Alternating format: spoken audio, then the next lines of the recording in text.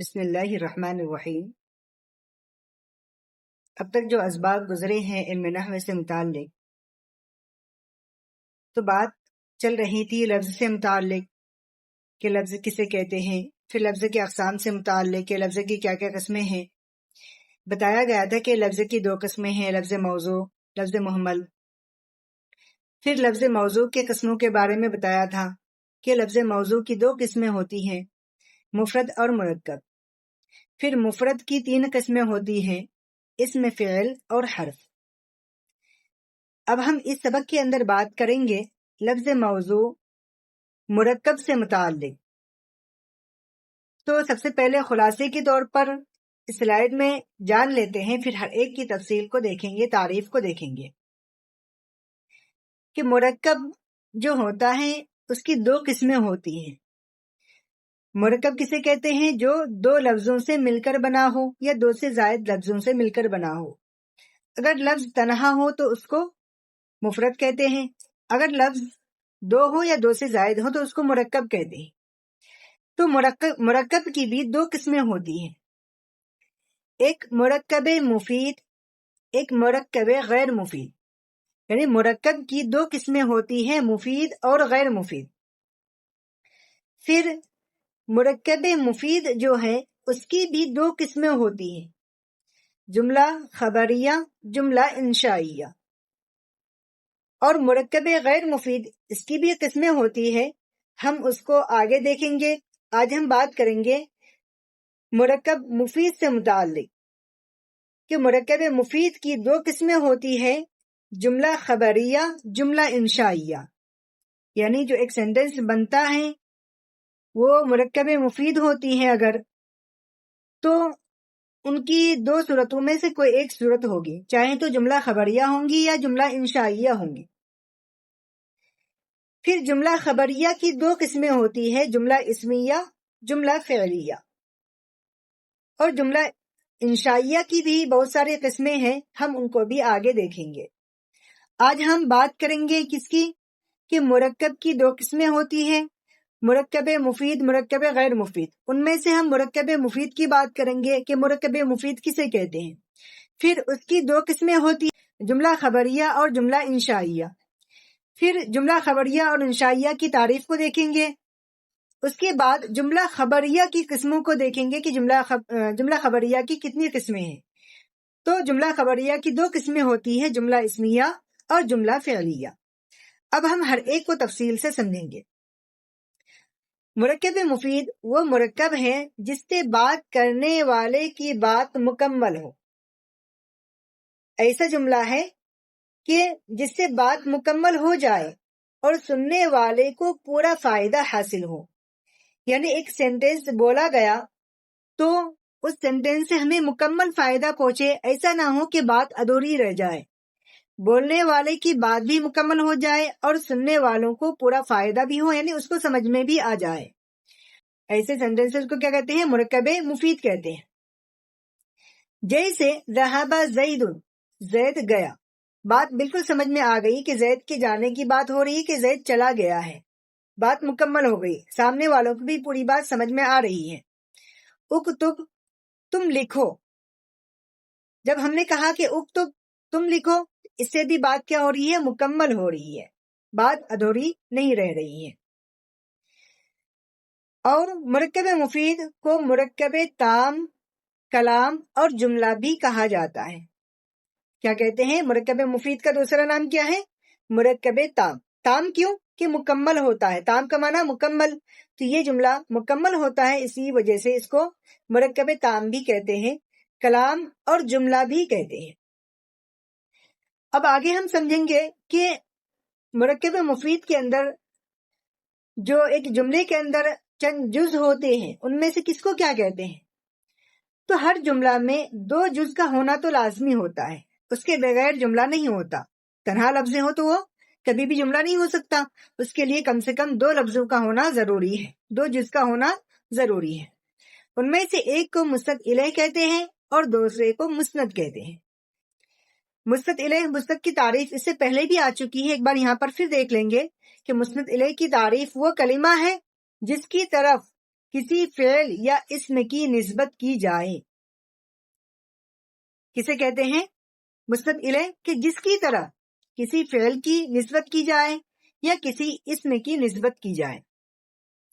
اور مسند کہتے ہیں کہ وہ کلمہ کہ جس کی نسبت کی جائے، جس کی طرف اگر نسبت کی جائے تو اسے مسند الیہ کہتے ہیں، اور جس کی نسبت کی جائے اسے مسند کہتے ہیں. مثال کے ذریعے سے ہم سمجھیں گے کہ بلال قائم، بلال کھڑا ہے. قائم کے معنی کھڑا ہے، یہ اسم ہے. تو بلال کیا ہے؟ مسند الیہ ہے، اور قائم مسند ہے. کیوں؟ اس لیے کہ کھڑے ہونے کی نسبت کی جا رہی ہے بلال کی طرف، تو بلال کیا ہوا؟ مسند الیہ ہوا. اور کھڑے ہونے کی نسبت کی جا رہی ہے تو کھڑے ہونا کیا ہو جائے گا؟ مسند ہو جائے گا. قائم کیا ہوگا؟ مسند ہوگا. بلال کی طرف کھڑے ہونے کی نسبت یہاں پر کی جا رہی ہے، تو بلال مسند الیہ ہوگا اور قائم مسند ہوگا. اس کے بعد ایک چیز اور ہم یہاں پہ یاد رکھیں گے کہ جملے کے وجود میں مسند اور مسند الیہ کبھی لفظوں میں موجود ہوتے ہیں. یعنی ایک جملہ ہم نے کہا ہے تو اس جملے کے اندر کبھی ایسا بھی ہو سکتا ہے کہ دونوں لفظ موجود ہو، اور کبھی ایسا بھی ہو سکتا ہے کہ ایک لفظ تو موجود ہو لیکن دوسرا لفظ اس کے اندر چھپا ہوا ہو. یعنی ایک ہی لفظ دو کے قائم مقام ہو، دو کے برابر ہو. تو ایسا ہو سکتا ہے کہ ایک ہی لفظ کے اندر مسند بھی ہو اور مسند الیہ بھی ہو. جیسے زید قائم، یہ کیا ہے؟ مکمل ہے. زید مسند الیہ ہے اور قائم مسند ہے. تو یہاں پہ دونوں لفظ کیا ہے؟ موجود ہے. مسند بھی موجود ہے اور مسند الیہ بھی موجود ہے. لیکن کبھی ایسا ہوتا ہے کہ ایک لفظ میں موجود ہوتا ہے دونوں، مسند الیہ بھی اور مسند بھی، اور دوسرا کیا ہوتا ہے؟ ایک ان میں سے موجود ہوتا ہے، دوسرا اس کے اندر پوشیدہ ہوتا ہے، چھپا ہوا ہوتا ہے. جیسے ہم نے کہا انصرو، اس کے معنی ہے تم سب مدد کرو. تو اس کے اندر انصرو فعل ہے، اس کے اندر فاعل ضمیر کیا ہے؟ پوشیدہ ہے، چھپا ہوا ہے. تو انصرو مسند ہے تو لفظوں میں تو موجود ہے، جبکہ مسند الیہ انتم ضمیر اس کے اندر چھپا ہوا ہے، پوشیدہ ہے، جو انصرو میں کیا ہے؟ پوشیدہ ہے، چھپا ہوا ہے. تو انصرو یہ مکمل ایک جملہ ہے. بات پوری سمجھ میں آ رہی ہے کہ تم سب مدد کرو، تو بات مکمل سمجھ میں آ رہی ہے اس کے اندر. تو ایک ہی لفظ ہے لیکن اس کے اندر مسند بھی ہے اور مسند الیہ دونوں ہے. مسند الیہ اس کے اندر کیا ہے؟ محذوف ہے، اور مسند ظاہر ہے، موجود ہے.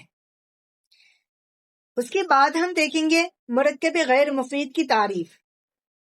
مرکب غیر مفید کی تعریف کیا ہے؟ کہ وہ مرکب ہے جس سے بات کرنے والے کی بات مکمل نہ ہو، یعنی بات ادھوری رہ جائے، مکمل نہ ہو، جس کی وجہ سے سننے والے کو پورا فائدہ حاصل نہ ہو. یعنی سننے والے کو بھی پورا فائدہ اس میں حاصل نہیں ہوگا، بات ادھوری رہ جائے گی. بولنے والے کے جو بات ہے وہ مکمل نہیں ہوگی اور سننے والوں کو بھی پورا فائدہ نہیں ہوگا. جیسے کتاب زید، زید کی کتاب مرکب اضافی ہے.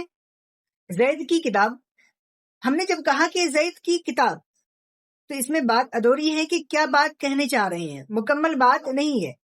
زید کی کتاب ہے یہ بھی نہیں ہے، یا زید کی کتاب کس بارے میں کیا کہنا چاہ رہے ہیں، مکمل بات نہیں ہے، جس کی وجہ سے اس جملے کو ہم مرکب غیر مفید کہیں گے. اس کو ہم کیا کہیں گے؟ مرکب غیر مفید. اس کے بعد ہم مرکب مفید کی تقسیم کو دیکھیں گے. مرکب غیر مفید کی تقسیم ہم بعد میں دیکھیں گے اگلے سبق کے اندر. ہم یہاں پر مرکب مفید کی بات کریں گے کہ مرکب مفید کی جو تقسیم ہوتی ہے وہ دو قسموں پر منحصر ہوتی ہے. مرکب مفید اس کی دو قسمیں ہوتی ہے، جملہ خبریہ اور جملہ انشائیہ. جملہ خبریہ کسے کہتے ہیں؟ کہ جملہ خبریہ وہ جملہ ہے جس کے کہنے والے کو سچا یا جھوٹا کہا جا سکے. یعنی ایک ہمیں بات بتائی گئی، ایک خبر دی گئی، تو اس خبر دینے والے کو ہم سچا بھی کہہ سکتے ہیں، جھوٹا بھی کہہ سکتے ہیں. یعنی اس خبر کو ہم سچا بھی مان سکتے ہیں، جھوٹا بھی مان سکتے ہیں، دونوں احتمال اس کے اندر ہو سکتا ہے. تو ایسے جملے کو ہم کیا کہیں گے؟ جملہ خبریہ کہیں گے. جیسے بلال قائم، بلال کھڑا ہے. کسی نے آپ سے کہا کہ بلال کھڑا ہے، تو اس کے اندر دونوں احتمال ہیں کہ وہ بندہ سامنے والا جو بول رہا ہے کہ بلال کھڑا ہے وہ سچ بھی بول سکتا ہے، جھوٹ بھی بول سکتا ہے، دونوں احتمال اس کے اندر ہے. تو ایسے جملے کو ہم کیا کہیں گے؟ جملہ خبریہ، کہ اس کے اندر سچ اور جھوٹ دونوں کا احتمال رہتا ہے. ہم اس بات کو، اس خبر کو سچ بھی مان سکتے ہیں اور جھوٹ بھی مان سکتے ہیں. لیکن جملہ انشائیہ کی تعریف اس کے برخلاف ہے. وہ کیا ہے؟ کہ وہ جملہ ہے جس کے کہنے والے کو سچا یا جھوٹا نہ کہا جا سکے، جس کے کہنے والے کو سچا یا جھوٹا نہ کہا جا سکے. جیسے اکتب، تم لکھو. جب ہم نے سامنے والے کو کہا کہ اکتب، تم لکھو، تو اس کے اندر سچ یا جھوٹ کا احتمال نہیں ہے، بلکہ یہاں پہ حکم دیا جا رہا ہے کہ تم لکھو. یہاں پہ سچ اور جھوٹ کا احتمال نہیں ہے. ہم اس بات کو نہیں کہہ سکتے ہیں کہ ارے سامنے والا جھوٹ بول رہا ہے یا سامنے والا سچ بول رہا ہے. اس کے بعد ہم دیکھیں گے جملہ خبریہ کی تقسیم کو. جملہ خبریہ کی دو قسمیں ہوتی ہیں، جملہ اسمیہ، جملہ فعلیہ. جملہ اسمیہ کسے کہتے ہیں؟ کہ جملہ اسمیہ وہ جملہ ہے جس کا پہلا جز اسم ہو اور دوسرا جز خواہ اسم ہو یا فعل ہو. یعنی ایسا جملہ خبریہ کہ جس کا پہلا جز کیا ہو؟ اسم ہو. ایک جملہ ہم نے آپ کے سامنے رکھا، اس جملے کے اندر جو پہلا جز ہے، پہلا حصہ ہے، وہ کیا ہے؟ اسم ہے. دوسرا حصہ چاہے وہ اسم ہو چاہے فعل ہو، اسے کوئی مطلب نہیں ہے. اگر پہلا حصہ کیا ہے؟ اسم ہے، تو اس صورت میں ہم کہیں گے کہ یہ جملہ اسمیہ ہے. جیسے خالد قائم، خالد کھڑا ہے. بلال قاعد، بلال بیٹھا ہے. خالد قام، خالد کھڑا ہوا. تو یہ تمام کے تمام مثال کے اندر دیکھیں کہ سب سے پہلا جز ہے خالد، بلال، خالد، یہ سب کے سب کیا ہے؟ اسم ہے، اس لیے ہم ان کو جملہ اسمیہ کہیں گے. جملہ اسمیہ کا جو پہلا جز ہوتا ہے وہ مسند الیہ ہوتا ہے، اس کو مبتدا کہتے ہیں. اور دوسرا جز مسند ہوتا ہے، اس کو کیا کہتے ہیں؟ خبر کہتے ہیں. یعنی جملہ اسمیہ کے اندر دو جز ہوتے ہیں، ان میں سے پہلے جز کو مسند الیہ کہتے ہیں اور دوسرے جز کو مسند کہتے ہیں. تو مسند الیہ جو ہوتا ہے وہ ہمیشہ کیا ہوتا ہے؟ اسم ہوتا ہے. فعل کے اندر مسند الیہ ہونے کی خاصیت نہیں ہے، وہ صرف مسند ہو سکتا ہے. لیکن اسم کے اندر یہ ہے کہ وہ مسند الیہ بھی ہو سکتا ہے اور مسند بھی ہو سکتا ہے. جیسے زید قائم یا خالد قائم، اس کے اندر دونوں جز کیا ہے؟ اسم ہے، ایک مسند ہے ایک مسند الیہ ہے. اب ہم اس کے نیچے ترکیب دیکھیں گے کہ جملہ اسمیہ کی ہم ترکیب کیسے کریں گے، یعنی ہم ملائیں گے کیسے. تو دیکھیے خالد قائم، خالد مسند الیہ یعنی مبتدا اور قائم مسند یعنی خبر. آسان الفاظ میں ہم اس طرح کہیں گے کہ خالد مبتدا، قائم خبر. مبتدا خبر سے مل کر جملہ اسمیہ خبریہ ہوا، جملہ اسمیہ خبریہ ہوا. اس کے بعد ہم دیکھیں کہ جملہ فعلیہ کسے کہتے ہیں. جملہ فعلیہ کی تعریف ہے کہ وہ جملہ خبریہ جس کا پہلا جز فعل ہو اور دوسرا جز اسم ہو. پہلا جز اس کے اندر کیا ہو؟ فعل ہو. تو ہم اس کو جملہ فعلیہ کہیں گے. جیسے کتب زید، زید نے لکھا. اس میں قاعدہ یہ ہے کہ جملہ فعلیہ کا پہلا جز فعل ہوتا ہے اور اس کو ہم فعل کہتے ہیں، اور دوسرا جز اسم ہوتا ہے، اس کو ہم فاعل کہتے ہیں. جیسے کتب زید، زید نے لکھا. تو ہم یہ کہیں گے کتب مسند فعل، زید مسند الیہ فاعل سے مل کر کیا ہوا؟ جملہ فعلیہ خبریہ ہوا. ہم اس کی ترکیب ایسے کریں گے کہ کتب مسند یا فعل اور زید مسند الیہ فاعل. مسند فعل اپنے مسند الیہ فاعل سے مل کر جملہ فعلیہ خبریہ ہوتا ہے. تو آسان الفاظ میں ہم یہ کہیں گے کتب فعل زید فاعل، فعل فاعل سے مل کر جملہ فعلیہ خبریہ ہوا. تو جملہ اسمیہ اور جملہ فعلیہ کے اندر یہی فرق ہے کہ جملہ اسمیہ کے اندر پہلا جز اسم ہوتا ہے اور جملہ فعلیہ کے اندر پہلا جز فعل ہوتا ہے. ترکیب کرنے کا طریقہ کیا ہے جملہ اسمیہ کے اندر؟ کہ پہلے جز کو ہم مبتدا کہیں گے اور دوسرے جز کو خبر کہیں گے.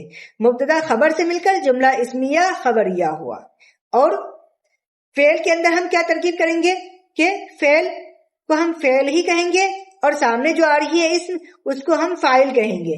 فعل اپنے فاعل سے مل کر جملہ فعلیہ خبریہ ہوا.